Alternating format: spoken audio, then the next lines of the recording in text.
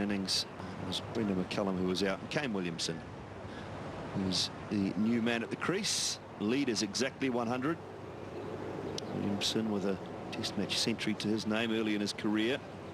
250s to go along with that.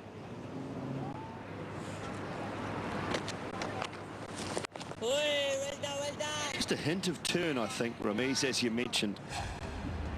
It was nicely flighted. It was only 85 kilometres per hour.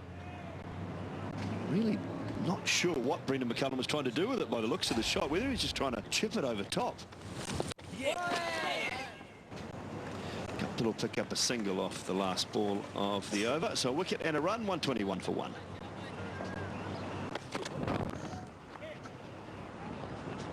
Just all shy at the stumps. That would have been close. Guptill, I think, might have been gone. He's a whippet. But he was pushing it to the limits here.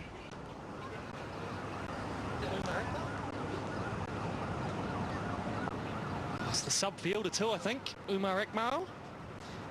He is fast, Guptill.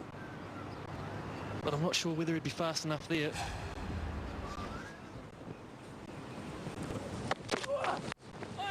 Worked away for four. Nicely into the gap for Williamson. May have been a little bit of good luck and a little bit of good management. Yeah, no luck for Umar Goal. He's been impressive again. He's created opportunities. Found the outside edge. Nice way for Williamson to get underway with the boundary. Important spell this for New Zealand. Goal's been by far the most threatening bowler for Pakistan.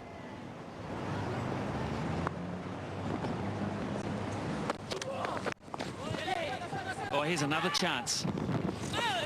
I think Guptill might have made it, but that was a late call. And they're keeping everyone on their toes.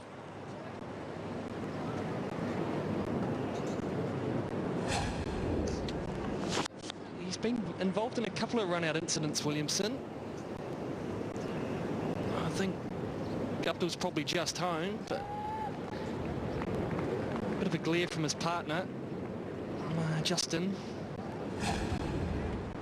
So certainly the batting power there and the run scoring power New Zealand possess in Taylor and Ryder. Franklin's in pretty good touch. Vittori, of course, a century in the first innings, and Southey. So there's a lot of hitting around a player like Reece Young who can anchor. So if New Zealand have to really force the ante, they can. Guptill's going to come back for three, you would think. Oh, no, this is awful. They've really got to sort this out, these two. There's all sorts of anxiousness going on there, glances at each other. But there's not a lot of precise and exact calling going on. Yeah, both very quick.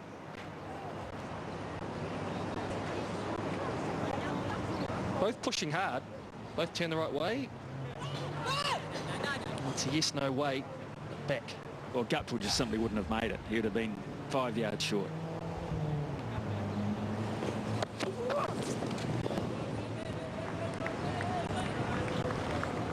The thing is, Smelly, how do you improve your running? How do you practice it? It's one of the things at training that you don't do. You don't often run between the wickets with a partner. Well, I think the first thing you've got to, I think, assess in a run situation that there has to be two people get to the other end safely before you get your run.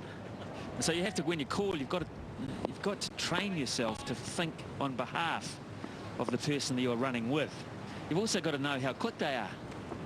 I mean, you know, these are all the little traits you've got to store up. And that's going to go to the fence for four, and that means that Martin Guptill has 50 against his name. Yeah, well played, Martin Guptill. 130 balls. He's been sedate in both test matches, but he is getting the job done. It's important now for New Zealand. He anchors this innings. But it's good to see Martin Guptill back in top form.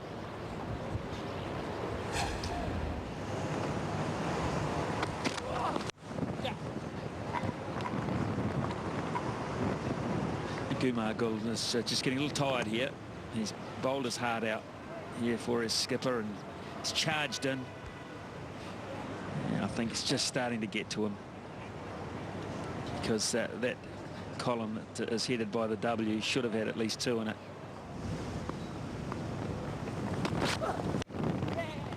That's a good shot. Just the one.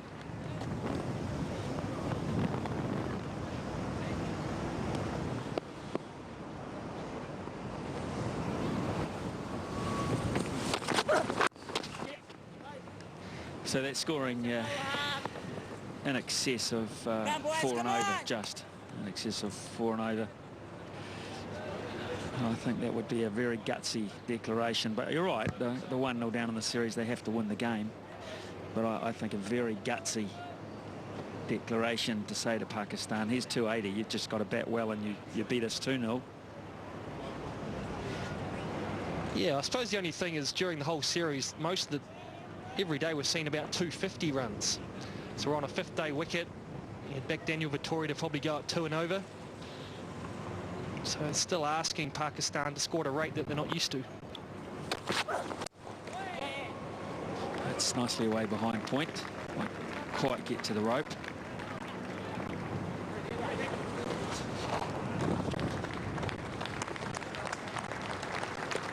.139 for 1.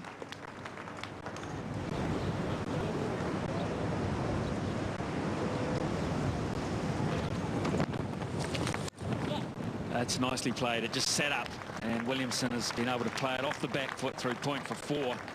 So little victory there for the young man. It's 143 for 1, 14 overs in that hour. Much more acceptable. The lead overall 123. Oh, he let it hit him. Decided to keep the bat and the gloves away, and was happy to take the whack. Quite sure where. Maybe just on the body or somewhere near the elbow. On the shoulder. And he won't tell anyone, of course, but that hurts.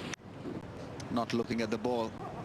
At times you're better off pulling the ball, because then you can have a good look at the ball, and then comes the placement matter and playing it away from the field in the deep.